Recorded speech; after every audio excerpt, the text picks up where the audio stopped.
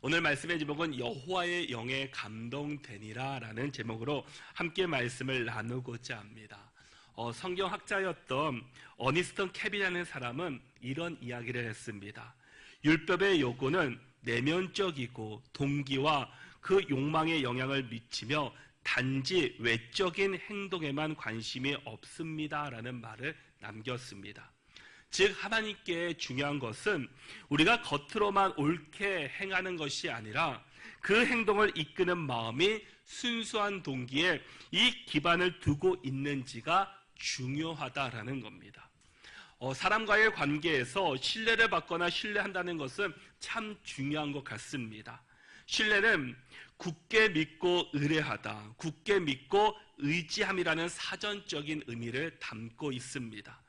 그러니까 타인이 행할 행위가 자신에게 호의적이거나 또는 악의적이지는 않을 가능성에 대한 기대와 믿음을 신뢰하고 표현하기도 한다라는 겁니다.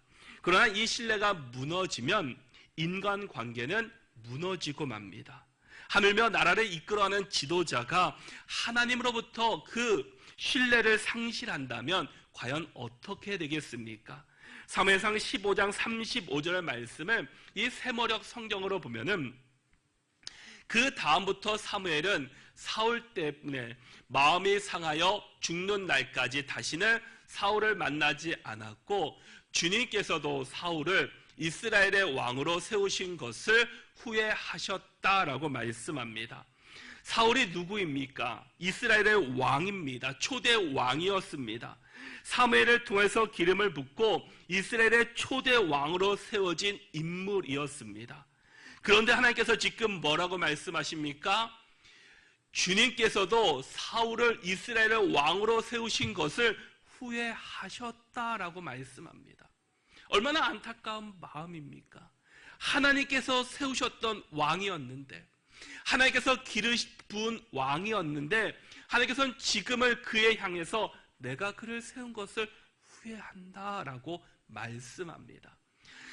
하나님께서 만약 우리를 향해서 내가 너를 향해서 예수님을 보내주었는데, 너의 죄를 다 사해주고 구원해 주셨는데 내가 예수님을 보낸 것을 내가 후회한다라고 말한다면 우리는 얼마나 아픈 마음을 갖겠습니까? 그런데 그 주님께서는 후회만 하신 것이 아니라 그 이상의 말씀을 하고 계십니다. 16장 1절의 말씀을 보시면 여호와께서 사무엘에게 이르시되 내가 이미 사울을 버려 이스라엘 왕이 되지 못하게 하였거늘 내가 그를 위하여 언제까지 슬퍼하겠느냐? 너는 뿔에 기름을 채워가지고 가라. 내가 너를 베들레헴 사람 이새에게로 보내리니 이는 내가 그들 아들 중에서 한 왕을 보았느니라 하시는지라 라고 말씀합니다. 하나님께서는 사무엘을 이미 버리셨다라는 겁니다. 그냥 그가 왕이 된 것을 후회하실 뿐만 아니라 내가 이미 그를 버렸다라고 말씀하고 있습니다. 하나님께서는 사무엘에게 추궁하듯이 묻습니다. 내가 언제까지 사울을 위해서 슬퍼하겠느냐? 나는 이미 사울에 대해서 하나님께서는 정리하셨다라는 겁니다. 그러니까 사울이 버림받았다는 것은 어찌 보면 그럴 만한 이유가 그에게 있었을 것입니다. 하나님께서는 결코 어떤 세운 사람을 결코 버리지 않으시고 후회하지 않으십니다. 그런데 이 사울을 버리셨다라는 것, 후회하셨다라는 것은 결코 사울에게 어떠한 문제가 있고 그의 잘못된 일이 있었다라는 겁니다. 그 이유를 찾기 위해서는 그가 왕이 되온에 있었던 일들을 우리가 살펴보아야 할 것입니다. 사울이 왕으로 세움받고 얼마 지나지 않을 때였습니다. 블레셋이 군대를 이끌고 벳아인 그 동편에 있었던 빅마스라는 곳에 진을 치게 됩니다. 병거는 3만이었고 마병은 6,000명이나 되었습니다. 위급한 전쟁의 상황에 닥쳤음에도 이 감지한 이스라엘 백성들은 살 길을 피해 도망가게 됩니다. 어떤 사람은 굴로 또 숲으로 바위 틈으로 은밀한 곳 웅덩이에 다 숨게 됩니다. 일부는 요단강을 건너 갓과 길르앗으로 도망을 갔습니다.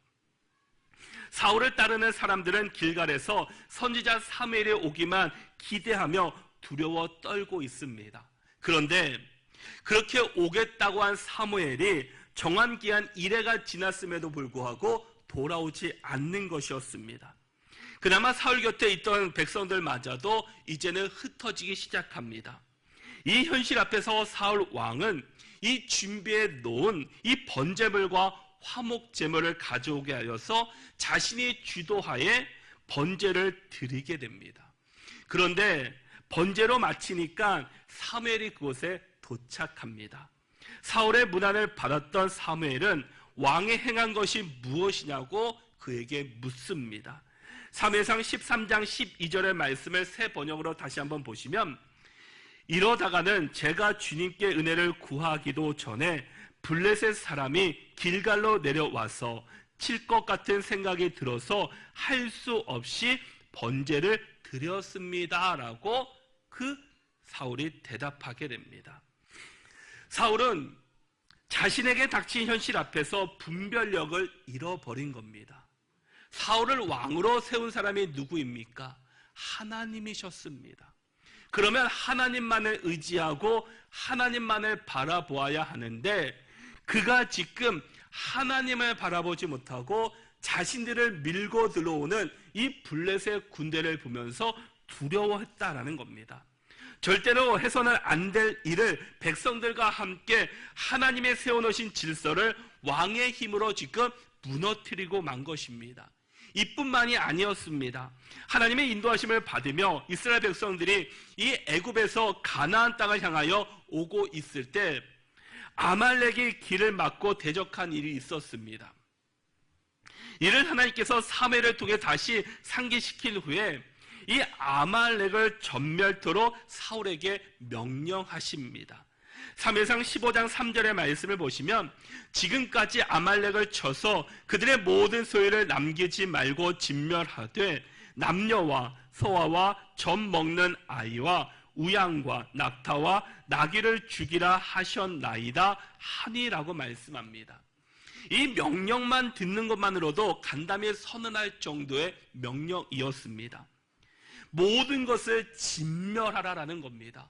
그런데 남녀, 소와 젖 먹는 아이, 우양, 낙타, 나귀 등 보이는 모든 것을 다 죽이라라는 겁니다.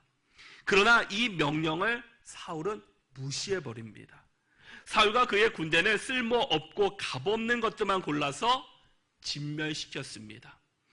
아말렉 왕 아각과 양떼, 소떼 가운데 가장 좋은 것, 기름진 짐승들, 또 어린 양들과 좋은 것들은 무엇이든지 아깝게 여겨 진멸하지 않았습니다. 그것들을 약탈하는데 힘을 쏟고 맙니다. 이를 지켜보신 하나님이 사무엘에게 사울을 왕으로 세운 것이 후회된다고 말씀하시면서 그가 나에게 등을 돌리고 나의 명령을 따르지 않았음을 사울로부터 듣기 전에 사무엘에게 전해줍니다. 이 말씀을 들은 사무엘은 괴로운 마음으로 밤새도록 하나님께 부르짖습니다. 이런 상황을 알지 못한 사울은 먼저 하나님께 나아가지 않고 승리감에 도취되어서 갈멜로 가서 자기를 위해 기념비를 세우게 됩니다. 자신이 위한 승전비를 세우고 나서 길갈에 도착하여 사울을 만난 그 사무엘을 만난 사울은 하나님의 명령대로 행했다라고 당당하게 거짓말을 합니다. 이때 사울의 귓가에 양들과 소떼의 소리가 들려오게 됩니다. 분명히 모든 것을 다 진멸시키라라고 말씀하셨습니다. 그런데 사무엘의 귀에 양이 우는 소리, 소가 우는 소리를 듣게 됩니다. 그래서 나의 귀에 들리는 이 소리가 어찌 됨이냐라고 사울에게 묻자 이 사울왕은 뭐라고 대답합니까? 백성이 당신의 하나님 여호와께 제사하려 하여 이 양들과 소들 중에서 가장 좋은 것을 가지고 왔습니다. 그 외의 것들은 다 진멸시켰습니다라고 이야기를 합니다. 자신이 행한 일이 거짓으로 드러나게 되자 그 다음 행동이 무엇입니까? 변명하고 있다라는 겁니다. 하나님의 준엄한 명령을 받았음에도 이 재물에 눈이 멀어서 보기 좋은 것, 그 버리기 아까운 것들만 모아다가 그 자신의 것으로 삼게 됩니다. 그런데 그것이 발각되자 내가 하나님께 예배하려고, 내가 하나님께 제사하려고 가장 좋은 것을 잡아왔습니다라고 핑계를 두고 있습니다. 사무엘로부터 자신의 죄에 대해서 그는 듣게 됩니다. 그래서 사무엘상 15장 22절과 23절의 말씀에서 이렇게 말씀합니다. 사무엘이 이르되 여호와께서 번제와 다른 제사를 그의 목소리를 청종하는 것을 좋아하심같이 좋아하시겠느냐? 순종이 제사보다 낫고 듣는 것이 순양의 기름보다 나으니 이는 거역하는 것은 점치는 죄와 같고 완악한 것은 사신 우상에게 절하는 죄와 같으니라. 왕이 여호와의 말씀을 버렸으므로 여호와께서도 왕을 버려 왕이 되지 못하게 하셨나이다 하니라고 말씀합니다. 제사 행위가 중요한 것이 아니라 제사하는 자와 제물을 성별되어 하나님께 합당하게 드렸냐나가 더 중요하다라는 겁니다. 아무리 비싼 소를 드리고 비싼 양을 드렸다고 해서 그것을 하나님께서 받는 것이 아니라 그것을 드리는 사람이 얼마나 구별되게 성별하여서 하나님께 합당한 마음으로 드렸냐라는 겁니다.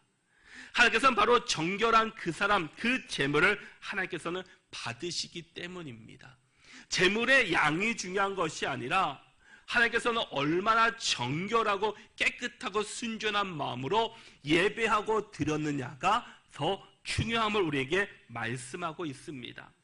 이렇듯 계속돼서 그 사울의 그릇된 행동과 또 행실은 하나님으로부터 버림받기에 충분했다라는 겁니다. 그러나 사무엘은 아직 하나님의 계획을 알지 못했습니다. 그래서 깊은 슬픔과 시리에 빠지게 됩니다. 사무엘의 근심은 이 사울 왕에 대한 것보다 그로 인하여 이스라엘에 닥칠 암울한 미래가 더 걱정되고 염려되고 두려웠을 겁니다. 여러분, 사울의 이야기를 듣고 보니 어떤 마음이 드십니까? 우리는 어떤 생각이 드십니까? 그의 행동과 모습이 우리의 모습 같지는 않으십니까? 어쩌면 이거 지금 우리 교회, 한국의 교회 모습은 아닙니까? 지금 슬픔에 빠져 있던 이 사무엘에게 하나님께서 찾아오셔서 그에게 말씀해 주고 있습니다. 16장 1절의 말씀을 보시면 여호와께서 사무엘에게 이르시되 내가 이미 사울을 버려 이스라엘 왕이 되지 못하게 하였거늘 내가 그를 위하여 언제까지 슬퍼하겠느냐? 너는 뿔에 기름을 채워 가지고 가라. 내가 너를 베들레헴 사람 이새에게로 보내리니 이는 내가 그의 아들 중에서 한 왕을 보았느니라 하시는지라 라고 말씀합니다. 하나님께서는 지금 슬픔에 빠져있는 사울에게 다시금 명령하시면서 그 앞으로 하나님께서 세우실 그 왕을 이미 점쳐놓고 계셨습니다. 내가 그를 위하여 언제까지 슬퍼하겠느냐? 너는 뿔에 기름을 채워가지고 가라.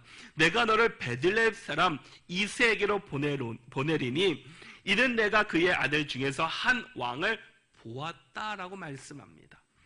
내가 사울을 이미 버렸으니까 이제 슬픔을 그만두고 동시에 뿔에 기름을 채워가지고 내가 가라고 했던 이 베들레헴 이새의 집으로 가라라는 겁니다. 왜냐? 내가 새로 세울 이스라엘 왕이 거기에 있기 때문이다라는 겁니다. 그래서 이 사무엘은 하나님의 말씀에 순종해서 그곳으로 가게 됩니다. 이 모든 것이 바로 하나님의 방법이셨습니다. 그러나 하나님께서 지시한 이 일은 사무엘의 입장에서는 실행하기가 쉽지 않은 참 어려운 왕입니다. 왜냐하면 하나님께서는 사울 왕을 버렸지만 지금 이스라엘 왕에서 내려온 것은 아직 아니었기 때문입니다. 눈으로 보기에 이미 아직도 왕으로 그가 그 자리에 앉아 있습니다. 그러기에 아직도 권력이 남아있고 힘이 남아있기 때문에 혹시나 나를 상하게 할 수 있기 때문에 일이 결코 쉽지만은 않은 일이었습니다. 거듭 사울을 책망해 오던 이 사무엘이 다른 사람에게 기름을 붓는 행위는 이 사울 왕에게 반역하는 일이었기 때문입니다. 하나님께서는 그 두려운 마음을 푸는 방법도 그에게 알려주셨습니다. 암송아지를 끌고 가서 하나님께 제사를 지내려 왔다고 말하고 이새를 초청하라고 말씀하고 있습니다. 그 다음 하나님이 알게 하실 사람에게 기름을 부으라고 말씀하고 있습니다. 사도행전 10장 38절의 말씀을 보면은 하나님이 나사렛 예수에게 성령과 능력을 기름 붓듯 하셨음에 그가 두루 다니시며 선한 일을 행하시고 마귀에게 눌린 모든 사람을 고치셨으니 이는 하나님이 함께 하셨음이라 라고 말씀합니다. 이 기름 부음은 기름 부음을 받는 자에게 하나님의 영이 임하게 됩니다. 세속적인 기름 부음은 이 백성이 이 왕에게 충성을 맹세하는 방법이지만 이렇게 종교적인 이 기름 부음은 여호와가 왕이 되어진 그 의무나 그를 선택하셨다는 것을 표현하는 방식이기 때문입니다. 이스라엘의 왕들은 왕에 오를 때 기름 부음을 받았고 기름 부음을 받은 자는 메시아로 불려지게 됩니다. 그래서 이 메시아에 대한 이 그리스어가 바로 그리스도입니다. 이 그리스도라는 이름의 뜻은 기름 부음을 받은 자라라는 뜻을 담고 있습니다. 그러니까 우리가 예수 그리스도라고 부르는 것은 바로 이 예수께서 이 기름 부음을 받은 자라는 분이라는 뜻을 담고 있습니다. 그러기에 우리는 예수를 그리스도로 고백할 수 있어야 합니다. 그 예수는 이름의 이름이고 그의 뜻은 바로 그리스도이기 때문입니다. 바로 예수님은 기름 부음을 받으신 자입니다. 그러기에 우리는 이 기름 부음을 받으신 그 그리스도를 고백하며 믿음으로 나갈 수 있어야 합니다. 사무엘은 마침내 하나님의 명령대로 이제 행동을 하게 됩니다. 그 과정은 순탄하지만은 않았습니다. 사무엘은 이새의 첫째 아들 엘리압을 보고 이 여호와께서 기름을 부을 만한 사람이라고 생각했습니다. 그러나 하나님은 어떻게 하셨습니까? 엘리압의 용모와 키를 보지 말라. 내가 이미 그를 버렸노라 라고 말씀합니다. 이로써 사울 이외의 왕도 이 사울과 같지 않은 사람 중에서 뽑을 것을 우리에게 암시하며 말씀합니다. 사람들은 예래나 지금이나 외모와 조건을 중요하게 여기게 됩니다. 하지만 사람의 전 인격은 눈으로 볼 수가 없게 됩니다. 이새의 둘째 아들과 셋째 아들이었던 아비아다, 삼마가 연이어 사무엘 앞으로 지나가는데 하나님은 이들을 선택하지 않으셨습니다. 이새는 자기 아들 7을 모두 사무엘에게 보내주지만 그들도 하나님의 말씀에 맡을 만한 그 사람들이 아니었습니다. 일로 인해서 난감해졌으나 이새의 막내가 그 들녘에서 양떼를 지키고 있게 됨을 듣고 그를 데려오라고 명령하게 됩니다. 우리 12절의 말씀을 같이 한번 읽어보도록 하겠습니다. 12절 말씀 함께 읽겠습니다. 이에 사람을 보내어 그를 데려오매 그의 빛이 붉고 눈이 빼어나고 얼굴이 아름답더라. 여호와께서 이르시되 이가 그니 일어나 기름을 부으라 하시는지라. 아멘. 사무엘이 찾아왔을 때 사울은 짐 보따리 근처에서 있었습니다.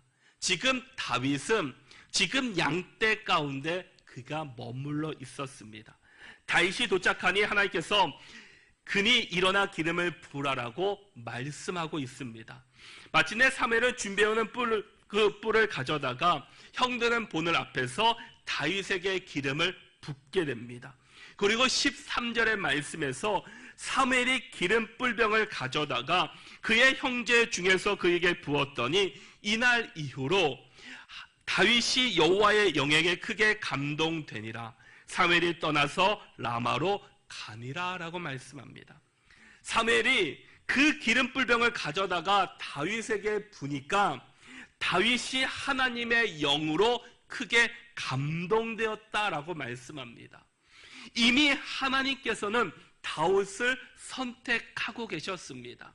다윗의 그 어떤 행동, 그 외적인 모습을 보시고 선택한 것이 아니라 이미 하나님께서는 다윗을 보셨을 때 그가 내 마음에 합한 자였다라고 성경은 말씀하고 있습니다. 다윗은 하나님의 기름 부음을 받은 자로 계속해서 하나님의 영으로 충만했습니다. 다윗은 목동이었고 시인이었고 음악가, 정치가, 예언가, 왕으로서 크게 쓰임을 받을 뿐 아니라 다윗의 왕가를 통해서 인류를 구원하신 메시아, 그 예수 그리스도의 혈통이 바로 다윗 가정에서, 그 가운데서 태어나시게 됩니다. 바로 인류를 구원해 주신, 우리를 구원해 주신 그 예수 그리스도가 그곳에서 나타났다라는 겁니다. 여러분, 우리는 하나님의 영으로 늘 충만해야 합니다. 우리는 하나님의 영으로 늘 가득 넘쳐야 합니다. 그래서 우리는 늘 하나님의 그 기름 부으심이 있어야 하고 늘 하나님의 인도하신 가운데 우리는 살아가야 한다라는 겁니다. 여러분, 하나님의 마음에 합한 사람이 과연 어떤 사람입니까? 하나님은 과연 어떤 사람을 지도자로 세우시며 하나님의 일을 맡기고 계십니까? 과연 다윗이 어떤 사람이었기에, 다윗이 누구였기에 하나님께서는 그를 선택하셨습니까? 하나님은 우리의 겉모습이 아닌 우리의 마음을 보시는 분이십니다. 우리의 중심을 보시는 하나님이십니다. 세상의 기준과는 다릅니다. 세상은 화려하고 겉모습에 치중하지만 우리 하나님은 우리의 중심을, 우리의 속사람을 보시는 하나님이십니다. 사람은 그 사람의 속을 알지는 못하지만 우리 하나님께서는 우리의 모든 속 마음을 다 알고 계십니다. 그래서 우리의 죄된 모습이 무엇입니까? 우리가 눈에 보이는 죄를 짓지 않았기 때문에 죄인이 아닌 것이 아니라 우리 하나님은 우리의 모든 생각과 우리의 마음을 알고 계시기에 우리가 생각하는 죄, 우리가 마음으로 품고 있는 죄까지도 주님께서는 다 알고 계시는 분이십니다. 그러기에 우리는 겉모습보다 먼저 우리의 속 사람을 더 하나님 앞에 온전히 드려줘야 합니다. 그리고 우리의 속 사람이 늘 매일매일 새로워져야 합니다.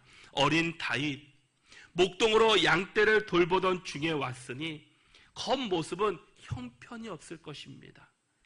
어찌 보면 냄새도 났을 것입니다. 형들은 이미 사무엘이 온다는 소식을 알고 있었기 때문에 나름대로 가장 좋은 옷을 입고 또 마음껏 꾸며서 가장 아름다운 모습으로 그 사무엘 앞에 나갔습니다. 그러기에 그 엘리압을 보고 그 아들들을 보면서 사무엘이 눈에 보기에는 너무나 훌륭해 보였다라는 겁니다. 근데 하나님께서는 그들의 겉모습이 아닌 그의 중심을 보셨습니다. 겉모습에 치중했던 그의 형들을 본 것이 아니라 그 마음 중심을 보셨다라는 겁니다. 다윗은 양을 돌보다가 급히 왔기 때문에 겉모습은 그냥 볼품 없었습니다. 그러나 형들이 아닌 하나님께서는 바로 다윗을 선택하셨습니다. 그리고 이가 그니 그에게 기름을 부으라라고 말씀합니다. 하나님의 일꾼은 내가 하고 싶다고 할 수 있는 것이 결코 아닙니다. 하나님의 뜻과 계획 그리고 섭리에 따라서 선택을 받습니다. 인생의 주인은 바로 하나님이십니다. 가정과 교회, 국가의 주인도 바로 하나님이십니다. 세상의 지도자는 사람들의 선택에 의해 세워지기 때문에 우리가 선택한 것과 다르게 돌아가는 것들을 쉽게 볼 수 있습니다. 그러나 하나님께서 선택하는 지도자는 내가 하고 싶다고 하는 것이 아니라 바로 하나님께서 선택하신 사람입니다. 그러기에 내가 지도자로 세워졌을 때에도 내 능력, 내 힘으로 하는 것이 아니라 하나님의 능력으로 하나님의 말씀에 의지해서 그 일들을 감당할 수 있어야 합니다. 사람의 시선과 판단과 하나님의 시선과 판단은 분명히 다릅니다. 사울을 버리고 다윗에게 기름 붓는 사건이 우리에게 잘 보여주고 있습니다. 부인할 수 없는 사실은 우리는 외모와 조건을 보지만 하나님은 마음과 중심을 보신다라는 겁니다. 신앙의 본질은 사람이 노력하여 쌓는 이 공의와 또 선행에 있지 않습니다. 하나님을 향한 온전한 신뢰와 그 신뢰를 드러나는 실천적인 삶 속에서 드러나게 됩니다. 하나님의 마음에 합한 자가 누구입니까? 이 하나님이 세워놓으신 질서를 잘 지키고 지켜내는 바로 그 사람입니다. 바로 하나님의 말씀에 순종하는 사람이다라는 겁니다. 하나님의 말씀대로 살아가는 자다라는 겁니다. 자기의 힘과 의지대로 사는 사람이 아니라 자신은 부족함과 연약함이 항상 있지 않고 세상의 지혜가 아니라 하나님께 기도하며 하나님의 지혜를 구하며 하나님의 뜻에 순종하며 살아가는 사람입니다. 스스로 생각하고 판단하고 현실 상황에 따라서 사는 자가 아니라 하나님이 주신 그 지혜에 순종하며 때로는 내 생각과 내 판단과 똑같지 않다고 할지라도 하나님의 뜻에 내가 그 길을 따라갈 수 있는 자가 하나님께서 원하시는 사람입니다. 분명히 눈에 보기에는 이 길을 가야지만 성공할 수 있는 길이라고 생각하지만 하나님께서는 이 길이 아니라 이 길로 가라고 하셨을 때 이 길을 포기하고 이 길로 갈 수 있는 사람이 하나님 보시기에 합한 사람이다라는 겁니다. 그런 사람은 어떤 사람입니까? 핑계를 대지 않습니다. 책임을 전가하지 않습니다. 거짓말을 하지 않습니다. 이와 같은 사람이 하나님의 영에 감동된 사람들의 모습입니다. 하나님께서 세우고자 하시는 교회는 바로 이런 사람들이 가득 넘치는 바로 교회입니다. 사람들은 나무를 보면 열매에 관심을 갖습니다. 그 나무의 열매가 얼마나 맺혔는지, 얼마나 먹음직스럽고 얼마나 잘 익었는지에 관심을 갖고 있습니다. 사람들은 바로 결과에 관심 집중하고 있다라는 겁니다. 겉모습만 치장하고자 하고 화려하게 하려고 합니다. 겉모습으로 그 사람을 평가하고 있습니다. 그런데 열매는 어디서부터 시작되게 됩니까? 열매에 가장 영향을 주는 것은 바로 뿌리입니다. 뿌리에 얼마나 뿌리가 튼튼하고 얼마나 영양분을 잘 공급받냐에 따라서 그 나무의 열매가 풍성하게 또한 아름답게 열매를 맺게 됩니다. 우리 그리스도인들이 관심을 가져야 될 것은 이 열매가 아니라 이 뿌리, 우리의 믿음이다라는 겁니다. 우리의 믿음에 우리는 관심을 가져야 합니다. 우리는 이 믿음이 우리는 바로 복음 하나님의 말씀입니다. 하나님의 말씀을 우리가 묵상할 때 열매는 때가 되면 아름답게 열매를 맺게 됩니다. 그러기에 우리는 이 열매 결과에 치중하는 자가 아니라 바로 뿌리가 되는 이 말씀, 믿음, 복음에 힘쓸 수 있는 믿음의 성도들이 될 수 있기를 바랍니다. 우리의 믿음이 온전하게 서고 바르게 서면 자동적으로 열매는 풍성하고 아름답게 맺혀질 수 있게 됩니다. 왜 우리가 하나님의 말씀에 집중하지 못합니까? 왜 우리가 주의 말씀 앞에 온전히 순종하지 못합니까? 아직 우리의 뿌리가 연약하기 때문입니다. 우리의 뿌리가 너무나 부족하기 때문입니다. 우리가 계속해서 하나님의 말씀을 듣고 복음을 듣고 우리가 믿음으로 온전히 뿌리가 잘 영양분을 받을 때 그 뿌리가 잘 내릴 수 있고 그 나무가 튼튼할 수 있고 그 나무에서 아름다운 열매를 맺을 수 있게 됩니다. 고린도후서 4장 16절 말씀에서도 그러므로 우리가 낙심하지 아니하노니 우리의 겉사람은 낡아지나 우리의 속사람은 날로 새로워지도다 라고 말씀합니다. 우리의 겉사람은 낡아집니다. 그러나 우리의 속사람은 날로 주의 말씀으로 새로워져야 될 줄 믿습니다.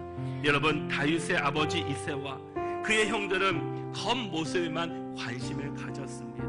그래서 다윗은 그 아들 중에 그 선보이는 자리에 들지도 못했습니다.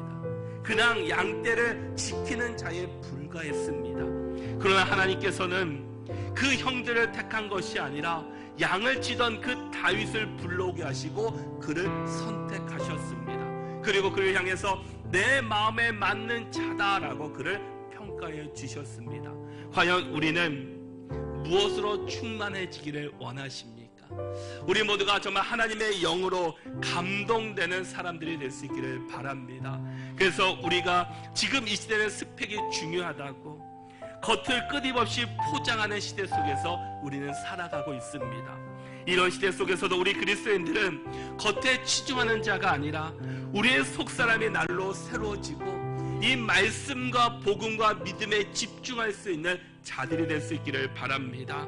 그러기 위해서 우리가 복음을 믿고 그 복음의 능력으로 살아가시고 하나님의 영으로 늘 충만하시고 늘 하나님의 영으로 감동되는 믿음의 성도들로 살아갈 수 있기를 바랍니다. 바로 우리가 그런 사람이 되어서 우리 교회를 이 시대를 변화시키고 하나님의 귀한 일꾼으로 하나님의 마음에 합한 자로 살아가는 우리 모든 믿음의 성도들 다 되시기를 바랍니다.